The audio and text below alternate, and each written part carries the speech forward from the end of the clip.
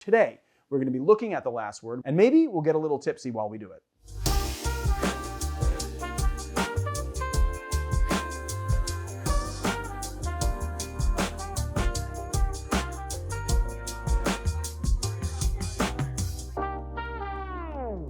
So today's sponsor is Caldera Lab, and their best-selling product is called The Good. It is a face serum. It is very easy to use. I'm going to show you guys how to do it right now. You just put a little bit on your hand like so. I took like that. Smells really good. It's kind of like eucalyptus, kind of citrusy scent, and that's it. I don't know. Do I look a little more glowing, Marius? Caldera Lab creates high-performance men's self-care products using pharmaceutical-grade science, natural ingredients, and sustainable business practice, which has been a really big thing on Barfly lately. We've been talking a lot about sustainability. It's very important to me, and it should be important to you as well. So typically you'll see results in about 60 days, and honestly, there's really no downside because it is protected with a 100% money-back guarantee. If in that time it doesn't work for you or you don't like the product, you can return it, no questions asked, and get a 100% refund. So stop what you're doing right now and go to calderalab.com/barfly for a 20% off discount, or go to calderalab.com and type in code barfly for that same 20% discount and start your journey to healthier skin. Or you can just click the link below. Today on the show, I thought it would be kind of fun to look at the last word and then a bunch of riffs that the last word inspired. We talk a lot on this channel about cocktails and then how they become sort of categories in and of themselves. And while the last word is not necessarily a category, it's not a root cocktail, it definitely is the most successful cocktail in the daisy category. Just to define what a daisy is a sour cocktail, meaning that it has citrus juice and it is balanced out, that citrus tartness is balanced out by the sugar inside the liqueurs. These drinks can oftentimes be a little overly tart, depending on how much sugar content liqueur has, because it varies from liqueur to liqueur. And what's great about the last word is that it is one of those pre-Prohibition era cocktails that really got that balance right. And it got it so right and became so popular that it spawned a number of different riffs that then became super popular in and of themselves. So today, we're gonna be looking at the last word, we're gonna be looking at those riffs, and we're gonna assess them against each other and have a little bit of fun. And maybe we might even be a little tipsy after we do it. The last word is a very simple cocktail. It is just equal parts of 4 different ingredients. So we're gonna be doing 3/4 of an ounce of lime juice, freshly squeezed, 3/4 of an ounce of maraschino liqueur, 3/4 of an ounce of gin, 3/4 of an ounce of green chartreuse. Marry our cocktail in. Give it the old shaky poop. Make a very serious face at the camera. That's the serial killer shake right there. And give it the old double strain. You know what's funny? I've made this drink hundreds and hundreds of times, and I can't remember what the frickin' garnish is. I think it's a cherry, but I have to look. Yes, a cherry. I was right. I should just trust my instincts. Now, being as anal as I am about my cocktails, I really don't like it when I get the cherry juice in the bottom of the cocktail. I try very hard to sort of siphon it off. Some people like it. I don't know, just really bothers my OCD. There. Oh yeah, nice. All right. Cheers, big ears. I mean, come on. So balanced, it's so nice. So the gin plays a little bit of a backseat to green chartreuse, which is going to be the most prominent flavor profile in this cocktail. Although you do get a lot of that kind of medicinal maraschino liqueur that's also very dry. It has a drying effect on this cocktail. There is enough sugar within the chartreuse, which has a lot of sugar in it, and then also the maraschino to really balance out that lime. But what's great about it is that the lime remains tart. It's still not overly sweet, and it still has that like lime candy vibe to it that you really want in there. You get a little bit of the botanicals of the gin, and it's chef's kiss. I can see why this is a cocktail that exploded. So the last word cocktail was created most probably by a bartender named Frank Fogarty in 1915, so it makes it a pre-Prohibition cocktail for the Detroit Athletic Club, and it was first published by Ted Saucier in his book Bottoms Up in 1951. And then it was largely relegated to the history books. It became a very obscure cocktail, probably due to Prohibition itself, just completely killing cocktails and bartending in this country. And then in 2004, right as the cocktail renaissance, the more finger quotes there, cocktail renaissance was happening, for lack of a better term, right when cocktails were exploding in this country, a bartender named Murray Stenson, who was working at a place in Seattle called the Zigzag Club, happened upon it, put it on the menu, and it exploded in popularity. And so there you have the history. Now we're gonna move on to another cocktail. So the first riff we're doing is called a Final Ward, and it is so illustrative. I wanted to do it because it just shows you how different something can be by just switching out a couple few ingredients from the original. So first thing we're gonna do is 3/4 of an ounce of lemon juice, 3/4 of an ounce of Luxardo Maraschino, and we're gonna do 3/4 of an ounce of Rye Whiskey, 3/4 green Chartreuse.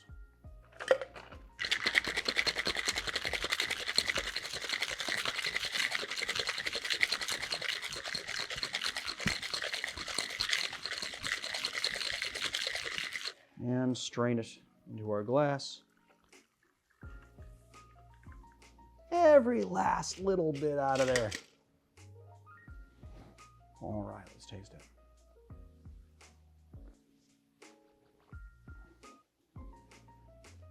Yeah, oh my God, that is good.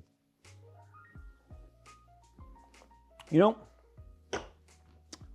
I don't know that I've actually had this particular last word variation before. I think this might be my first Final Ward. So, as I said, super illustrative in just changing a base spirit. I get a lot of comments on the channel about how people are like, oh, well, this is just this cocktail, but you just switched this base spirit for this base spirit. But that in and of itself just makes it a completely different cocktail. So in this, you get those same notes of the Chartreuse, you get that drying effect from the Maraschino. It's still tart with the lime, but you get all of those barrel notes from the rye.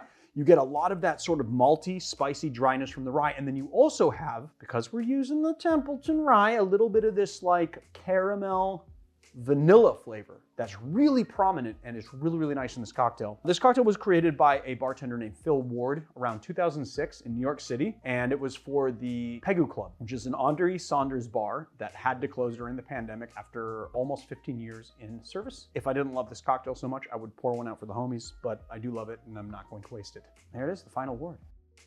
This next riff we're doing is called a Paper Plane. I know most of you guys that are watching this video know exactly what this cocktail is. It is arguably one of Sam Ross's most famous cocktails. So what I like about it is that now we're gonna take a little bit more of a departure from like the literal riff that Phil Ward did. He was just subbing out ingredients. This is subbing out ingredients, keeping the idea intact, but really taking it in a whole nother direction. So 3/4 of an ounce of lemon juice, 3/4 of an ounce of bourbon, it's like fused shut. I don't know if we're gonna be able to open this, man. Come on. Ah! Ah! Oh, finally got it off. Oh yeah, oh man, we gotta clean that cap. Oh, there's just too much sugar in there. 3/4 of an ounce of Aperol, 3/4 of an ounce of Nonino. These are rather large pieces of ice.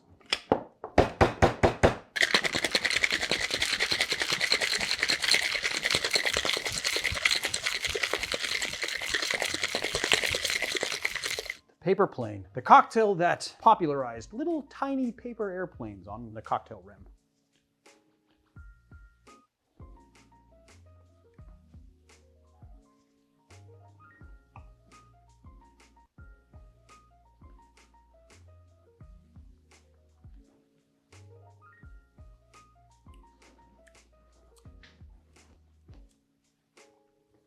Sorry, I just had to take a minute because, you know, I'm really trying to just sort of assess how much like a last word it is and then how different it is. The great thing about this cocktail is that, like I said earlier, it really keeps the idea behind the last word together, but subbing out different ingredients. So, you know, you've got the Aperol subbing out the Maraschino. It's still gonna have a drying effect, but it also gives this nice bitterness to it. Aperol is like the red-headed stepchild to Campari. Campari is gonna be the more bitter version, whereas Aperol is gonna be the slightly sweeter version. And it kind of works a little bit better in this cocktail, but you still get that same drying effect. So in the cocktail, it's doing something very similar to the Maraschino. So the Amaro Nonino also is really interesting because, as you guys know, Amari are Italian bitter liqueurs, but they are on a range of bitterness. Some of them are less bitter and more sweet, and some of them are more bitter and less sweet. And then some of them are very sweet and also very bitter. And Nonino is going to be on that less bitter, more sweet side. And so it's a really nice gateway Amaro, you know, something that people who aren't really inducted into intensely bitter flavors can really appreciate it and sort of prime their palate for that. It's doing something very similar to the Chartreuse. So Amari also have those botanical elements leading to a lot of very nice complexity in the glass. And then of course you have the bourbon. And what's really nice about this drink is that even though you have these really intense flavors like Aperol and Amaro Nonino, you still get a sense of that like caramel vanilla-ness that you get from your bourbons. So I didn't choose overproof bourbon, which you could probably because the other ingredients are flavorful enough, but I wanted to make sure that the bourbon was gonna be nicely balanced in there, and so I didn't want it to be very prominent. And you still get a really nice sense of it. So this cocktail was created by Sam Ross, who was a milk and honey bartender, but what a lot of people don't know about it is that it was originally created for the Violet Hour in Chicago, which is another milk and honey offshoot bar. The thing is that Sam Ross was working at Milk and Honey simultaneously at that time, and so it was on both menus. The thing is that at the Violet Hour is actually called a paper airplane and not a paper plane. And then the story goes that the MIA song was really popular at the time of its creation. They were listening to it a lot, and so he decided to call it the paper plane. Enjoy it, the paper plane. So the last riff we're going to be doing today is a Naked and Famous, which was created by New York City bartender Joaquin Simo. And what I love about this cocktail and why I'm doing it is because it is the mashup of a paper plane and the last word. So whereas the paper plane was a departure from the last word, kind of keeping those ideas intact, this one sort of took the idea of a paper plane and decided to bring it back into last word territory. First thing we're going to do, 3/4 ounce of lime juice, 3/4 ounce of yellow chartreuse, 3/4 ounce of Aperol. And last but not least, we're going to be using this nice Mezcal Vago. We got to thank Clint Smith for this bottle. Thank you so much, brother. Really appreciate it. We're going to be doing 3/4 ounce.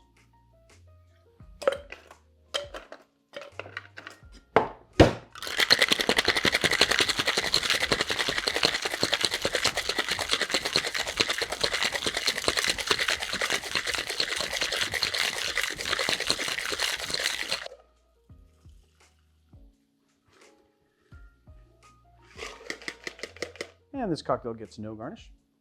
It is what it is. Cheers.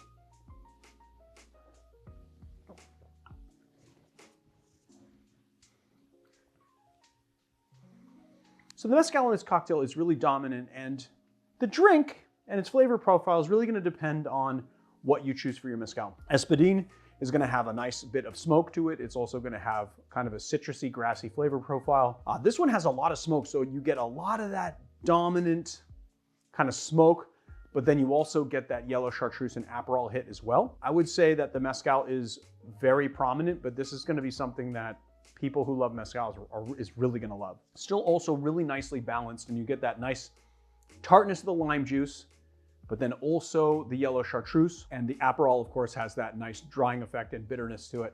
A very nicely balanced cocktail still, and it's got that nice smokiness to boot. Did you want to compare all four or something, or? Well, I think I did compare them all, didn't I? I just compared them all pretty much throughout the video. I didn't like sip them like back to back, but I'm doing it a different way this time, That was Marius. an interesting choice. Yeah, cutting it into quarters. I don't know what's the least expensive here. I think it's definitely the bourbon's gonna be the least expensive. So it's a really interesting cocktail, and it's also very popular. All right, next thing. Throw things around. Is this the one that I stumbled upon? The Naked and Famous? That it was a riff off? No. No, Almost Famous. Almost Famous. Right. I said that it was a riff on the last word when we shot that video. Yeah. So we shot the Almost Famous, which is in the Shannon Mustafa book. And when we shot that, I said it was a riff on the last word, which is true, it is. But then you were like, wait a minute, this is a riff on the Naked and Famous. Right. And I just didn't say that in the video. I was like, oh, you're right. It's a Naked and Famous riff, but all of them are riffs of the last word. But it was the Almost Famous. First thing we're gonna do, 3/4 ounce of lime juice. Did you hear that? It was like, the lime was talking. Oh, no. It's weird. We're missing an ingredient. We need the Aperol. You took it away and we need it back. We're gonna be using mezcal, and we've got to think. Let's do that again. And this cocktail gets no garnish. It is what it is. Let's cheers. And this cocktail gets no garnish. Will you? That's all, folks. That's exactly right.